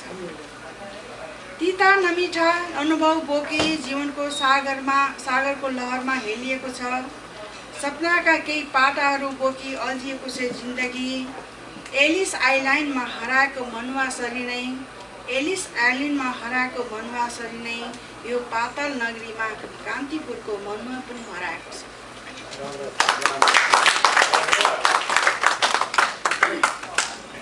थेम्स नदीमा पौडेर पोटोम्याकमा सपना देखिरहेको थिएँ। हिथ्रोबाट हिँडेको डेलास विमानस्थल पुग्दा नपुग्दै आइफोन खोलेँ, ग्रिनविचको घन्टावादन, कति गाली र कति साली आयो होलान्। अमेरिका टेक्नो अगाडि इमेल हेर्छु म, कति त माली पनि आयो होलान्। इमेल हेर्न कति चाह भयो होला, इमेल हेर्न कति चाह भयो होला। डाहाले हो कि धावन मार्गमा नै इन्टरनेट बन्द भयो। म जागेँ, म अमेरिकामा छु, युके होइन। अनेसासको गृहनगरमा छु, निदमा होइन, थेम्स टाउनमा छु। यो मिश्रित सम्प्रेषणमा म डायस्पोरामा छु। अब जागेको छु, म डायस्पोरा भएको छु। मूलथलो नेपाल, मूलथलो बेलायतको सम्मेलन, अमेरिकाको साइट, नयाँ थलोमा, नयाँ प्रविधिमा, नयाँ डायस्पोरिक समाजको परिकल्पनामा होस गुमाएर जेठमै इमेल खोल्ने चौथो चरणको एक डायस्पोरा भएको छु। डायस्पोरा एकाडेमीको एक पात्र भएको छु। लन्डन कन्फरेन्सबाट अमेरिका आएको छु। प्रतिबिम्ब के हो म जान्दिनँ, तर म बिम्बमा डायस्पोरा भएको छु। रविको दौडमा सामेल हुन्थे होला, कवि बनेको भए रविको दौडमा सामेल हुन्थे होला। मेरा कृतिको उपहास भए एकान्तमा कहीँ रुन्थे होला। आनन्द छ न कवि बने न दौड छ, जे छु आज आफैमा अनभिज्ञ छु, यो कुरा गौण छ। धन्यवाद मित्रहरू। नेपाली भाषा साहित्यमा बढी रुचि भए तापनि अब व्यस्त 20 घन्टा जति दिनदिनै काम गर्ने हुँदा पढ्न फुर्सद पनि हुँदैन। त्यसमा त एकदम सरस्वती पढेँ, कति यति सरल भाषामा लेखिएका छन्, बुझ्न सरल भयो। त्यसकारण मैले बुझेसम्म अलिकति यसको बारेमा भन्छु, तर यसको गहिराइमा पुग्न तपाईहरुले यो किताब पढ्नै पर्छ जस्तो मलाई लाग्छ। र मैले दिदीलाई निवेदन पनि गरेको थिएँ, यदि सम्भव छ भने यो एउटा एकप्रति हाम्रो चाहिँ आज आउने हाम्रो चाहिँ मित्रहरू पाहुनाहरूलाई हामीले टक्राउन सक्छौँ कि भन्दा उहाँले अहिले सम्भव छैन, तर अर्को केही समयपछि म तपाईलाई उपलब्ध गराइदिउँला भन्नुभएको छ। एकपटक मसँग उपलब्ध भएपछि अवश्य यो पुस्तक तपाईहरु सामने पुर्याउने छु। र विशेष गरेर दिदीले लेखेका मुक्तक कविताहरू विभिन्न सुनियो, पढिन्थ्यो पनि। र केही दिन पहिले म 1 वर्ष पहिले नेपाल जाँदा दिदीले एउटा कथा चाहिँ उहाँले मलाई पढ भन्नुभयो। मैले चाहिँ घिउ लगाइरहेको थियो, निद्रा लागेको थियो, त्यही पनि पढेँ। अनि एक त निदाएपछि उठ पढ भन्नुभयो। फेरि म वास्तवमा उहाँको बेडमै दाइहरू बसिरहनु भएको थियो, त्यहीँ गएर बिहानै गएको थिएँ र पढ्ने मौका पाएँ। जति पढेँ, जब पढ्न सुरु गरेँ त्यो चाहिँ के भन्दा नसिक्दासम्म पढ्नै मन लाग्यो, रोचक थियो, यथार्थता थियो। दिदीले यस तेस्रो रङ किताबमा वास्तवमा यो कथा नभएर यो यथार्थलाई उहाँले अभिव्यक्त गर्नुभएको छ। नेपालमा हुने विभिन्न कुराहरू जुन हाम्रो समाजमा विकृतिका रूपमा रहेका छन् त्यसलाई उजागर गर्ने कोसिस गर्नुभएको छ र त्यो उजागर गर्ने क्रममा उहाँले राखेका पात्रहरू नै त्यो समाजलाई परिवर्तन गर्न सक्ने किसिमका के भन्दा नायकको रूपमा प्रस्तुत गर्नुभएको छ। चाहे त्यो प्राचीन कालदेखि चल्दै आएको, अतीतदेखि चल्दै आएका नेपाल पश्चिम नेपालमा हुने प्रथाका कुरा हुन् या आधुनिक युगमा आएका फेसबुक या साइबर क्राइम या बौद्धिक पलायनका कुराहरू हुन्, दिदीले अत्यन्तै यथार्थताका साथ यस पुस्तकमा अभिव्यक्त गर्नुभएको छ। यो हेर्दा लाग्दछ यो पुस्तक होइन, यो कथा होइन, यो चलचित्र हो या यो श्रव्य दृश्य हो जुन हामीले देखिरहेका छौँ। यस्तो किसिमले आफ्नो अभिव्यक्ति उहाँले यति सरल रूपबाट उहाँले प्रस्तुत गर्नुभएको छ र यसको बारेमा मैले तपाईहरूलाई पर्टिकुलर यो नै भनेर पनि म नजाउँ समयको कारणले गर्दा पनि, तर यसमा चाहिँ सीमासित अस्मिता, मन विस्थापित भएको छैन आदि इत्यादि चाहिँ रोचक प्रसङ्गहरू यहाँ चाहिँ छन्। त्यसको म यहाँहरूलाई के भन्दछु भने यहाँहरूले सम्भव भएसम्म यो तेस्रो रङ पुस्तक म हजुरहरूलाई आशा मतलब विश्वास दिलाउन चाहन्छु। आजको ठिक्क 1 महिना 12 दिनभित्रमा तपाईँहरूलाई उपलब्ध गराउन सक्छु। तपाईँहरूले पढ्नुहोस्, यसको बारेमा तपाईँहरूबाट सुन्न चाहन्छु भन्दा मेरो 2 शब्द पुरा गर्नुभन्दा पहिले अर्को एउटा सानो कविता एकदम छोटो हुन्छ, मैले 1 लाइनदेखि 2 लाइन लेख्न सक्दिनँ, सुनाइदिइहाल्छु। अस्ति पनि एकदम छोटो छ, मिले नमिले पनि अब तपाईँहरूले मिलाएर बुझिदिए पनि हुन्छ, मेरो गुनासो केही छैन। ल सुन्नुहोस् है त। म कुहिरोमा हराएको काग होइन, म कुहिरोमा हराएको काग होइन, तैपनि भौतारिँदै यत्र तत्र डुलिरहेको छु। म खुला आकाशको विशाल क्षेत्रफलमा दिशाबिन गन्तव्यतर्फ उडिरहेको छु, तर पनि म कुहिरोमा हराएको काग होइन। अनन्त यात्राको अनभिज्ञ गन्तव्यलाई क्षितिजको मिलन भरोसा दिएछ। मेरो दृष्टिमा बहने मृग तृष्णा सागरमा मैले प्यास मेटाउनु पर्ने यथार्थ रहेछ। गन्तव्यकै खोजीमा कर्तव्यको भारी बोकी बाइपङ्खीमा सवार भएछु। जरुरतलाई थाती राखी महत्त्वाकांक्षा सजाउँदै अन्तमा म पलायन भएछु। म कुहिराको काग होइन, म कुहिरोमा हराएको काग होइन, तैपनि दिशाविहीन भई भूमण्डलमा उडिरहेछु। गरे हुन्छ, मुसा जति खाइसक्यो हज यात्रा गरे हुन्छ। स्वाङ्गे कुरा छोडी अब यथार्थमा झरे हुन्छ। साध्य रहेछ साधन अनि साधन तिम्रो साध्य। रानी बन माचिसक्यो गैरी खेतमै चरे हुन्छ। अब चुचुरोमा पुग्नु अघि हिमपैह्रोले खसे जस्तो क्षीर सागर भेटौँ भन्दा भुमरीमा पसे जस्तो। नछोड्यौ यो धरतीमा नलग्यौ स्वर्गसँगै वैकुण्ठको यात्री कतै त्रिशङ्कु झैँ फसे जस्तो। अनि अर्को चाहिँ आकाश नै चुमुला झैँ मन त्यसै अग्लिएपछि प्रीतिको मिठो रापले हृदयसम्म पग्लिएपछि भत्कन्छन् सबै छेकबारहरू एक एक गर्दै हृदयमा कसैको अमेट छाप बसेपछि हृदयमा कसैको अमेट छाप बसेपछि देउता भन्थ्यौ पत्थर भए अब मलाई नागे हुन्छ देउता भन्थ्यौ पत्थर भए अब मलाई नागे हुन्छ तीखा वचन कति हान्छौ सिधै गोली दागे हुन्छ उकालीमा जङ्गारमा लट्ठी बनी तारिदिए उकालीमा जङ्गारमा लट्ठी बनी तारिदिए लत्याएर मेरो मुटु आफ्नो बाटो लागे हुन्छ धन्यवाद कता हरायो तिमी तिमीलाई त पहिले कतै पनि देखिन कतै पनि भेटिन त्यत्रो 3 महिना अमेरिका बस्दा पनि कतै पनि भेटिन कतै तिमी कता कता हरायो तिमीलाई त मैले कतै देखिन त्यत्रो 3 महिना अमेरिका बस्दा पनि कतै भेटिन भिआइपी प्रोग्रामबाट नेपाल फर्केको एउटा अभिन्न मित्रले मलाई इमेल पठाएर सोध्यो यस प्रश्नले मलाई निकै बेर भोत लाग्यो सोच्न बाध्य बनायो आफूलाई विगतमा फर्किन कर लगायो मैले आफैलाई भने म त जतासुकै पुगेकै छु हिँडेकै छु दिन र रात छुट्याएको छैन रातमा पनि काम गरेकै छु दिनमा पनि सुतेकै छु उता हुँदा आफैले चिया पकाएर पनि खान नसक्ने मान्छे म यहाँ रेस्टुरेन्टमा सेफ भएको छु रेस्टुरेन्टमा अरूको जुठो भाँडा माझ्न पनि अघि सरेकै छु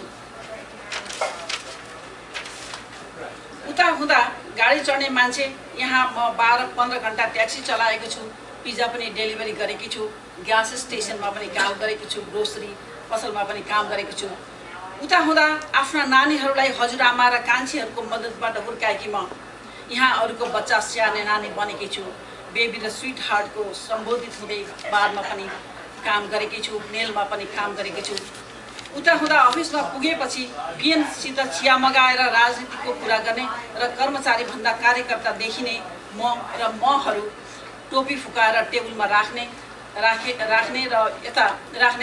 म यता 2 मिनट ढिलो हुँदा कामबाट पटक फायर भएकै छु म यहाँ बिजी छु इजी छैन अब म बिजी छु इजी छैन गाडी छ सबैतिर हिँड्न समय छैन पैसा छ तर खर्च गर्न समय पनि छैन आफ्ना र आफन्तहरू सबैतिर छन् तर आइफोनबाट फोन गर्न पनि भ्याएको छैन उनीहरूलाई कस्तो छ सोध्न भ्याएको पनि छैन पोहोर आमा बित्दा जान सकिन किनकि फर्किनलाई हरियो कागज थिएन यसपटक बुवा बिरामी सिकिस्त हुँदा पनि जान सकिन किनकि भ्याकेसन सिद्धिएपछि अब कुनै बाँकी बिदा थिएन मेरो नाम लिँदै बित्नुभयो बुवा बित्नुभयो रामेले फोनबाट जानकारी दियो 13 दिनको बर्खी पनि 3 दिनमा छुट्याउनु पर्यो यसरी नै बर्खी पनि सक्यो मनभरि रुनलाई समय पनि थिएन तर किन सबै भन्छन् भविष्यको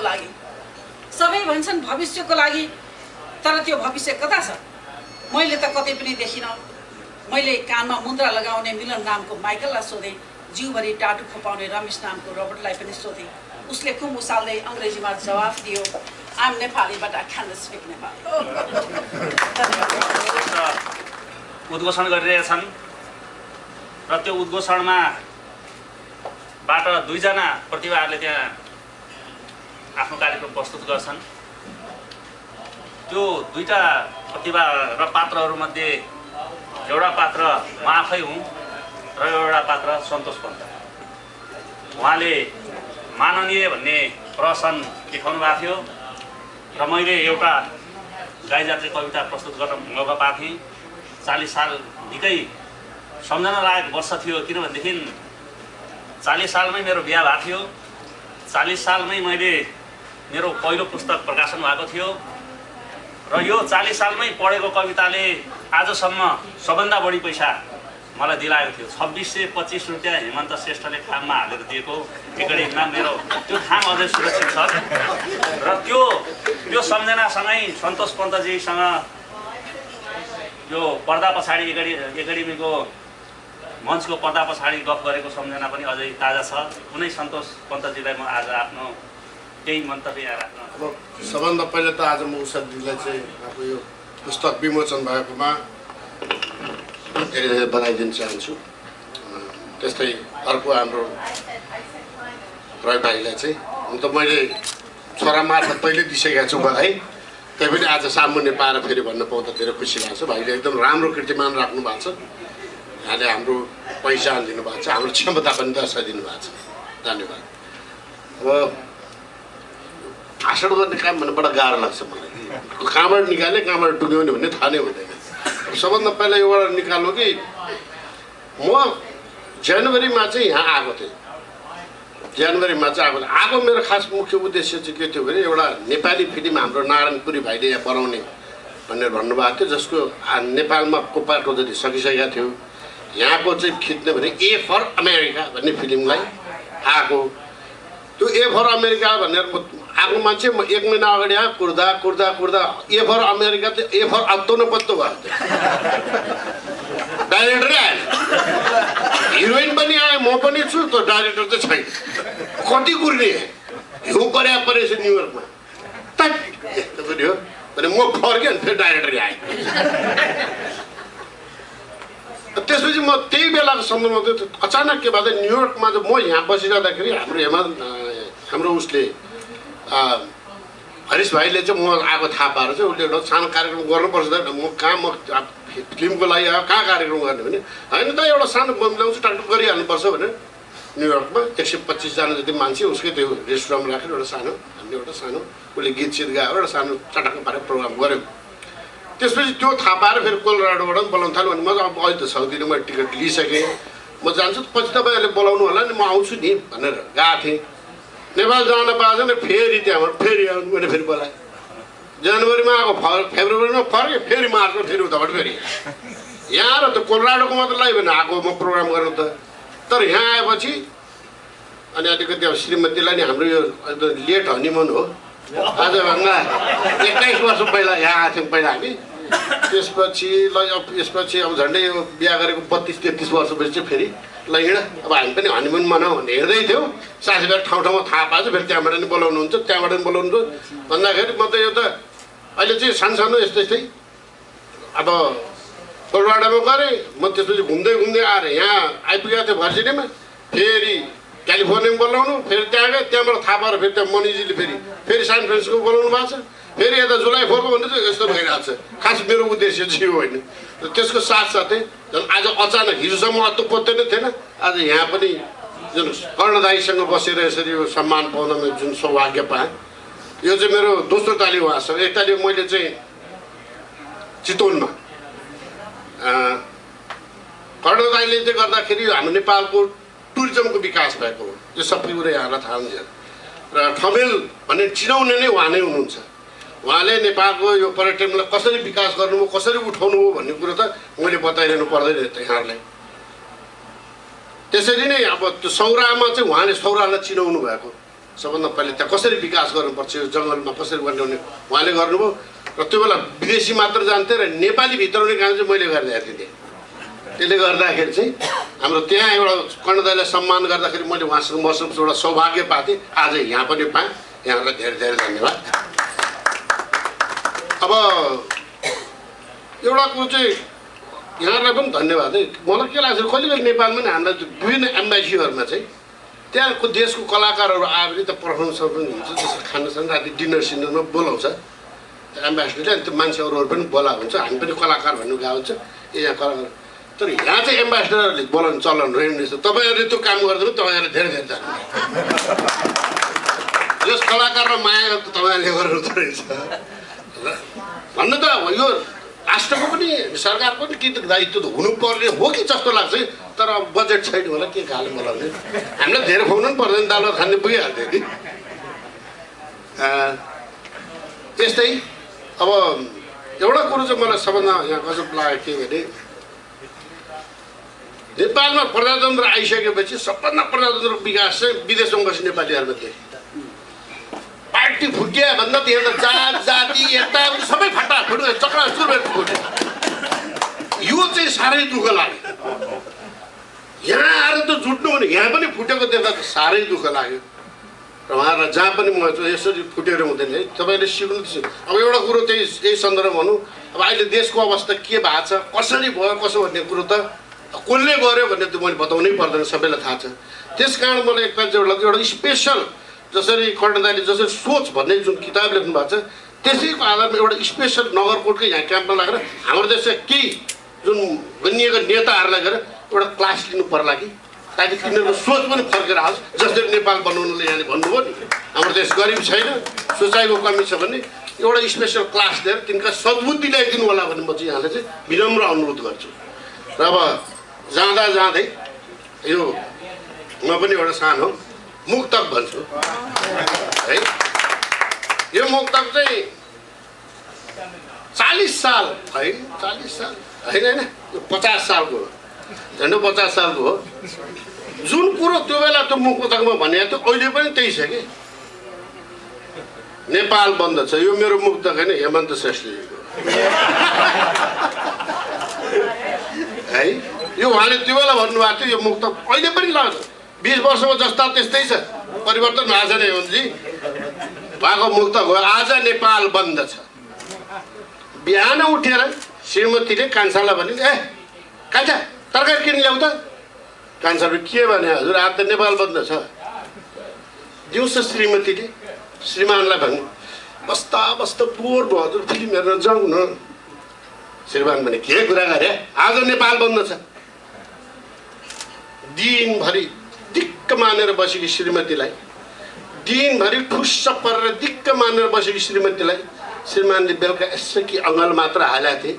श्रीमतीले भने, हुन्न है हजुर आज त नेपाल बन्द छ। हुन्न है हजुर आज त नेपाल बन्द छ। श्रीमान केही बेर जिल्ल परे, अनि केही सोचे, अनि मुसुक्क हाँसेर भने, त्यसो नभन न प्रिय, फाट्ट फुट्ट गाडी त चलेकै छ। मैले कविता शीर्षक राखेको छु। अब मैले चेन्ज गरेको शीर्षक हो। यहाँहरूले चाहिँ तैँले चाहिँ यो राखे भनेर भनिदिनु पनि जाति हुन्छ। आइते जाडोले मर्यो पहाडतिर, आइते जाडोले मर्यो पहाडतिर, दुखीलाल शीतलहरले मर्यो मधेसतिर।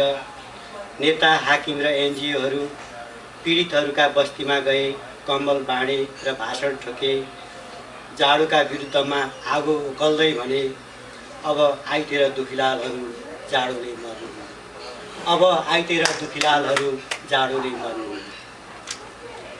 शीतलहर अर्थात् जाडो अदालतको कठघरामा उभिएको छ। आक्रमित छ ऊ चारैतिरबाट, तर पनि बचाउ गर्दैछ आफैलाई र भन्दैछ, मौसमको के दोष मान्छे मर्नुमा, मौसमको के दोष मान्छे मर्नुमा। किन जीवित हुन्छ मान्छे सगरमाथाको चुचुरोमा, किन जीवित हुन्छ मान्छे सगरमाथाको चुचुरोमा। अदालतको त्यस कोठामा आइतेर दुखीलालहरूको ज्यानमारा मुख्य अभियुक्त न्यायाधीशका सामनेमा गजधम्म बसेको छ। उसको उपस्थिति कोठामा हात्ती भए जस्तै छ, तर उसलाई कसैले देख्दैनन् वा नदेखेको बहाना गर्छन्। ऊ बेरोकटोक छ, बेदाग छ, बेलगाम छ, छाडा छोडेको साँडे झैँ उन्मत्त छ। गरिबीको रेखामुनि ऊ किन बुर्कुसी मार्छ, गरिबीको रेखामुनि ऊ किन बुर्कुसी मार्छ र किन निम्सराहरूलाई सोत्तर पार्छ। धन्यवाद। केही कुरा र आफ्नो रचना वाचनको लागि भएको छ जीवन, पीडाको अनुभूति भएको छ जीवन। नुन तेल चामलमा लाम लाग्दा लाग्दै अनुभूतिहरू बीच कतै हराइरहेको छ जीवन। आज अनुभूतिहरू बीच हराइरहेको छैन, मैले धेरै कुरा पाइरहेको छु। मेरो दिमागैभरि सम्झनाका जुलुसहरू चछाड बछाड गर्दै लागिरहेका छन्। मैले कुन क्षणलाई सम्झौँ र कुन क्षणलाई बिर्सौँ, म एकदमै अन्योलग्रस्त छु। एक त समय अलिकति घर्किनै सक्यो। सायद मैले यो मञ्चमा 2-3 घन्टा नन स्टप बोल भने पनि बोल्न सक्ने अवस्था छ, किनभने मेरा धेरै कुराहरू, मेरो सम्झनामा धेरै कुराहरू एकपछि अर्को चलचित्र जस्तै गरेर आइरहेको छ।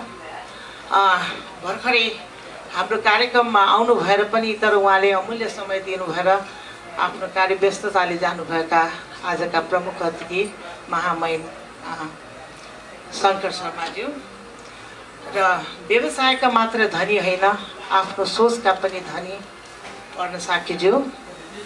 सायद नेपालमा मात्रै होइन, विश्वमा नै कुनै एकल व्यक्तिले विभिन्न चरित्रलाई एकदमै न्यायपूर्वक अभिनय गर्ने कसैमा क्षमता छ भने त्यो मात्रै व्यक्ति हुनुहुन्छ, उहाँ हुनुहुन्छ सन्तोष शर्माजी। सन्तोष पन्तज्यू, शर्मा र पन्तमा झुकिए किनभने म्युजिक नेपालमा चाहिँ सन्तोष शर्मा हुनुहुन्छ। अर्को कुरा, रवि भाइले चाहिँ सायद एउटा नयाँ कीर्तिमान त कायम गर्नुभएको छ। उहाँसँग पनि मेरो सम्झना बाक्लै छ। उहाँले एउटा कार्यक्रम सञ्चालन गर्नुहुन्थ्यो, फेवातालको किनारमा मात्रै होइन मध्य भागमा एउटा मञ्च बनाएर एउटा जीवनका विविध पक्षका व्यक्तिहरूलाई इन्टरभ्यू लिने काम गर्नुहुन्थ्यो र त्यो इन्टरभ्यूको क्रममा मलाई पनि बोलाउनु भएको थियो र मैले त्यो इन्टरभ्यू दिने सौभाग्य प्राप्त गरेको थिएँ। त्यति बेला मैले कविता त सुनाएको थिएँ, रवि भाइले बिर्सनु भयो जस्तो लाग्यो मलाई त्यो कविताको कुरा।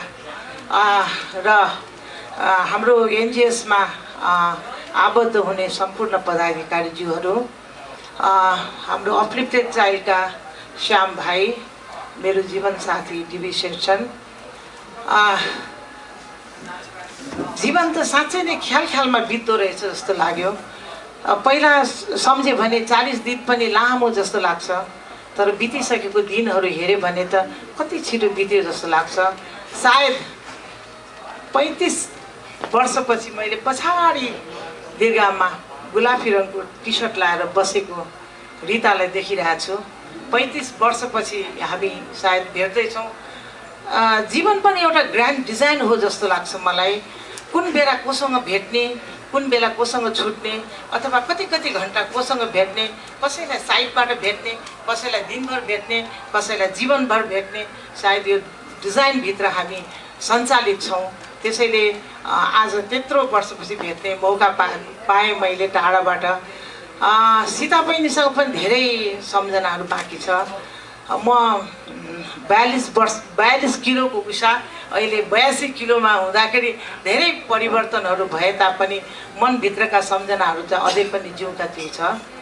त्यस्तै गरेर लोकनाथ भाइसँग त हाम्रो त पारिवारिक सम्बन्ध छ। सबैलाई आश्चर्य लाग्छ होला कहाँबाट लोकनाथ भाइले यहाँ यस्तो कार्यक्रम गर्नुभयो भनेर। म योभन्दा पहिला पनि यहाँ यही होटलमा आएको थिएँ, तर म जहिले पनि निजी र व्यक्तिगत भ्रमणमा आउँदाखेरि साहित्यलाई मिसाउँदिनँ थिएँ। त्यसकारण म यो सायद मेरो 4औँ-5औँ पटक हो अमेरिकाको भ्रमण, र मलाई थाहा छ कि विदेश कस्तो हुन्छ भन्ने कुरा, किनभने विकेन्डतिर मात्रै उहाँहरूले समय पाउनुहुन्छ। जिन्दगी त्यसैको लागि उहाँहरू आफ्नो प्यारो मातृभूमि छोडेर आउनुभएको मान्छेहरूलाई खासै डिस्टर्ब गर्न पनि मलाई मन लाग्दैन। मेरो हार्दिकतालाई घमण्डी भएर भेटेन भनेर नसोच्नु होला, माफ गर्नु होला। वास्तवमा त्यो मेरो हार्दिकता हो, किनभने उहाँहरूको आफ्नो कार्यव्यस्तता हुन्छन्, कतिपय कुराहरू समय चाहेर पनि दिन सक्नुहुन्न। त्यस्तो दिन नसक्ने व्यक्तिहरूलाई बिचमा बिथोल्न पनि खासै मलाई मन लाग्दैन। र हिजो मलाई प्रेरणा भाइले भन्नुभयो कि गोविन्द भाइले दिदी आउनु भएर पनि हामीलाई खबर नगर्ने भनेर। अनि मैले भने होइन, तपाईँहरू सबै व्यस्त हुनुहुन्छ, त्यसकारण मैले खासै तपाईँहरूले डिस्टर्ब गर्नु नचाहेको हो भने। तर यो कार्यक्रम पनि यो एउटा ख्यालको संयोजन जस्तै एउटा जुन पनि कुराको एउटा के भन्छ संयोग मिल्नु पर्दो रहेछ, र यो संयोग जुटाइदिने यसको सम्पूर्ण 100% क्रेडिट कसैलाई जान्छ भने त्यो लोक तिवारी भाइलाई जान्छ। र उहाँले यस्तो सौहार्दपूर्ण एउटा संयोग जुटाइदिनु भयो। मुवा हुनुहुन्छ, मैले कसलाई सम्बोधन गरेँ, मेरो प्यारी बहिनी शान्ति हुनुहुन्छ, मेरो प्यारो छोरा लोकेश कहाँ गयो, लोकेश चारुले हिजो मात्र ग्रेजुएसन गरेको छ। म सबैलाई मैले सम्बोधन एकमुष्ट सम्बोधन गरेर अभिवादन एकदम हृदयको भित्री तहबाट नै म सबैलाई अभिवादन टक्राउन चाहन्छु।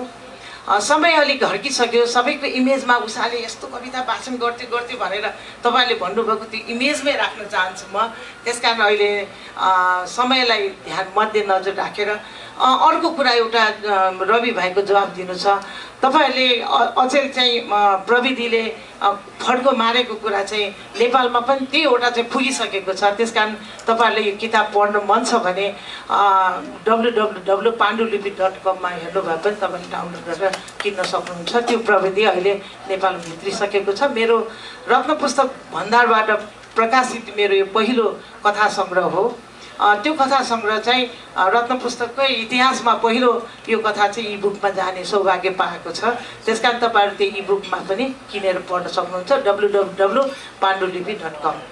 अब समयलाई मध्यनजर राखेर किताब तपाईँहरूको हातमा छ, तर मैले यहाँ यसरी कार्यक्रम गरौँला यो गरौँला भन्ने खासै मैले सोच बनाएको नबनाएको भएर र नयाँ कविताहरू सुनाउँ भने पनि मेरो हटमेलले आज एकदम धोका दियो। किनभने हटमेलमा राख्यो भने सुरक्षित जहाँ पनि निकाल्न सकिन्छ भन्ने जुन एउटा अवधारणा थियो, खै यहाँबाट खुलेको भएर के भयो मैले मेल पनि गर्न सकिनँ। त्यसकारण कविता त सुन्दै गरौँला सुनाउँदै गरौँला। म आज सुनाउनु भन्दा पनि सुन्ने मुडमा छु, किनभने तपाईँहरूको कविताहरू सुन्दाखेरि मलाई पनि एक प्रकारको आनन्द आउँछ। र मेरो मुवा हुनुहुन्छ फेरि, उहाँले मिठो मिठो खाना पकाएर मलाई म दुब्लो मान्छेलाई झन् दुब्लाउने प्रक्रिया गरिराख्नु भएको छ। जे होस् मलाई यहाँ सबैसँग भेट हुन मौका पाएँ।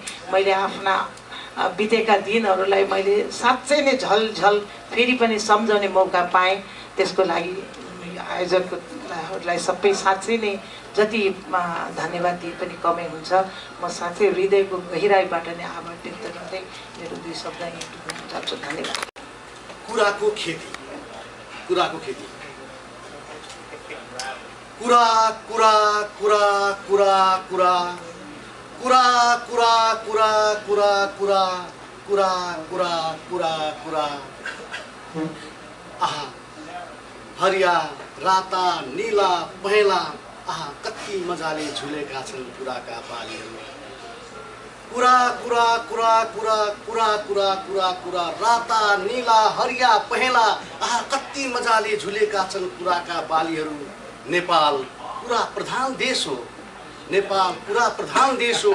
हामी कुराको बारीमा कुराको बिउ रोप्छौँ, कुरा उमार्छौँ, कुरा गोड्छौँ, कुरा पकाउँछौँ, कुरा काट्छौँ, कुरा सुकाउँछौँ, कुरा निखल्छौँ, कुरा पस्कन्छौँ, कुरा खान्छौँ। नेपाल कुरा प्रधान देश हो। हाम्रो जीवन कुरामा आधारित छ। कुरा भएन भने हामी हुँदैनौँ। धन्यवाद। यो देश फर्केर जाने उहाँहरूलाई पनि र देश फर्केर चाहन्छु भन्ने सबैलाई समर्पित छ कविता। फर्किहाल्छु देश, कहाँ बस्छु र म यो परदेशमा फर्किहाल्छु देश।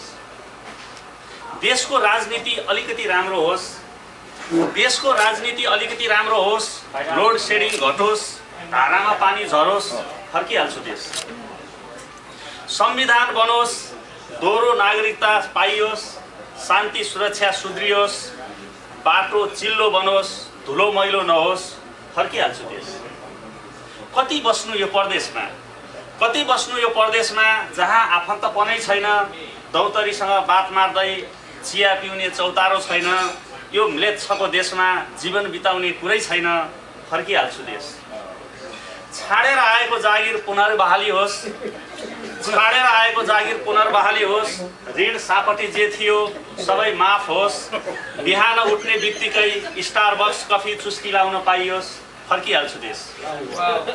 छोराछोरीको भविष्य हेर्नै पर्यो, छोराछोरीको भविष्य हेर्नै पर्यो, यसो पढाइ सकुन् यिनले, छोराछोरीको भविष्य हेर्नै पर्यो, यसो पढाइ सकुन् यिनले, बिहाबारी भइजाओस्, राम्रो घरबार देखियोस्, नाति नातिनाको मुख हेर्न पाइयोस्, त्यसपछि त यहाँ बस्ने कुरै छैन, फर्किहाल्छु देश।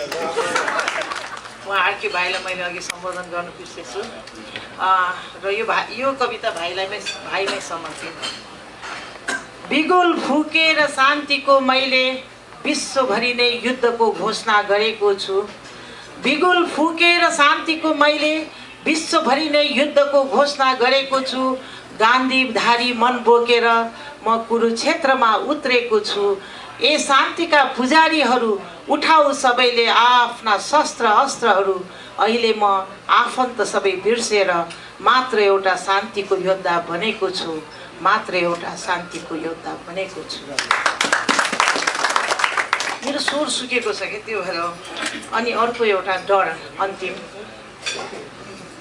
पाखा पखेरामा बसु भने पहिरो जाला कि भन्ने डर, पाखा पखेरामा बसु भने पहिरो जाला कि भन्ने डर, खोलाको छेउमा बसु भने पनि बाढी आउला कि भन्ने डर, जताततै असुरक्षित देख्छु जिन्दगी अचेल, मान्छेको हुलमा बसु भने झन् मान्छेले नै खाला कि भन्ने डर, मान्छेको हुलमा बसु भने झन् मान्छेले नै खाला कि भन्ने डर। सबैसँग मिल्न नसक्ने, म बेग्लै किसिमको मान्छे, सबैसँग मिल्न नसक्ने, पानी झैँ हरेक रङमा घुल्न नसक्ने, म बेग्लै किसिमको मान्छे। म मनमा खुसी नहुँदा फगत मुखमा हाँसो छर्दिन, म मनमा खुसी नहुँदा फगत मुखमा हाँसो छर्दिन, म दुनियाँ रमाउँछ भनेर आफूलाई बदल्न सक्दिनँ, म जे छु त्यही नै म हुँ, म जे छु त्यही नै म हुँ, म तिमी हुन नसक्ने, पानी चाहिँ हरेक रङमा घुल्न नसक्ने, म बेग्लै किसिमको मान्छे।